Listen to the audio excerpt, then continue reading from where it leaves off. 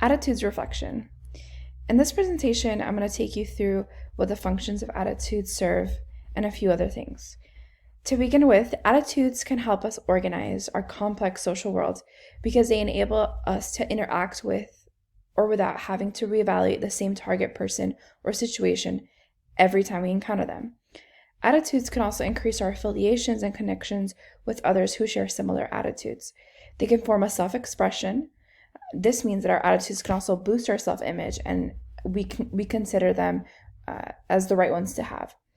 Attitudes can also serve the function of impression management. This means if whatever our attitudes are, it can be of a favorable impression of us. Now, to go on into the activity that was scheduled for this assignment, I took a day observing my best friend, Elizabeth. She is, to be noted, about 3 months pregnant, and I spent the day with her and observed her behaviors and her attitudes and if they changed and shifted throughout the day. So in the beginning of the portion of our day, she had a very calm attitude, very sleepy, tired, and just overall calm, easygoing attitude. And as the day progressed, her attitudes shifted drastically. They went from frustration to happiness to sadness to she's crying because she's hungry. These are the kind of things that I experienced observing my best friend. Her attitudes definitely changed. I also noticed that they changed in response to the information she was getting. So if I'd mentioned a particular food that was making her nauseous or feeling uneasy, she would feel very frustrated and her attitude would shift. So it appeared to me that her attitude was really changing based off of the time of day and also the information that was surrounding her, and different things that I was saying were triggering different attitudes in her.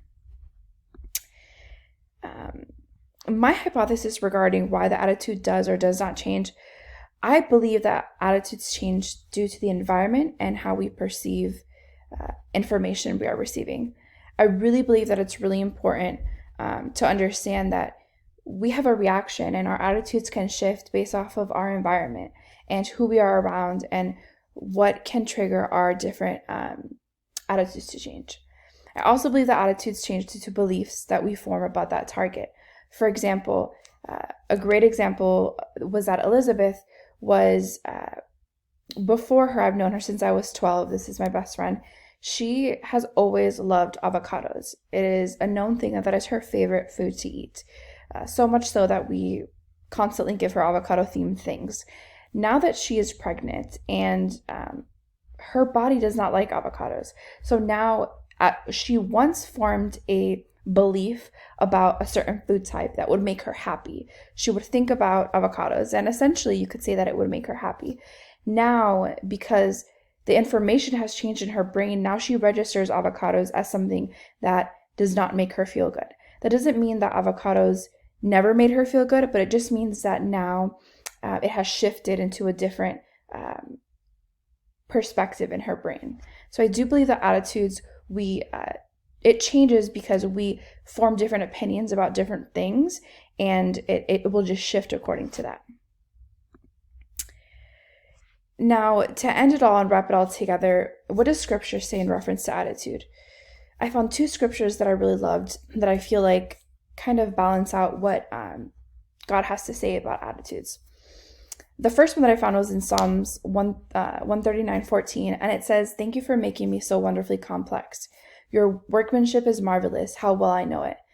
This just instantly spoke to my heart and made me think of how God created us so incredibly complex. He created us with brains that are capable of doing so much. And I believe that it was his amazing, marvelous design that has created us to have these different attitudes and different shifts in our personalities based off of things that we experience. I also believe that God created us to be, in a beautiful, loving environment, and because of our sinful nature, we are surrounded by adversities and things that can make our attitudes shift. But because God created us to be so amazingly complex, He has given us also the opportunity to give us the fruits of the Spirit and different things that is going to go into the next verse that I found, that I just feel like really represents attitudes and just our emotional range and what he has given us to be positive. And in Galatians 5:22-23, it says, "But the fruit of the Spirit is love, joy, peace, patience, kindness, goodness, faithfulness, gentleness, self-control.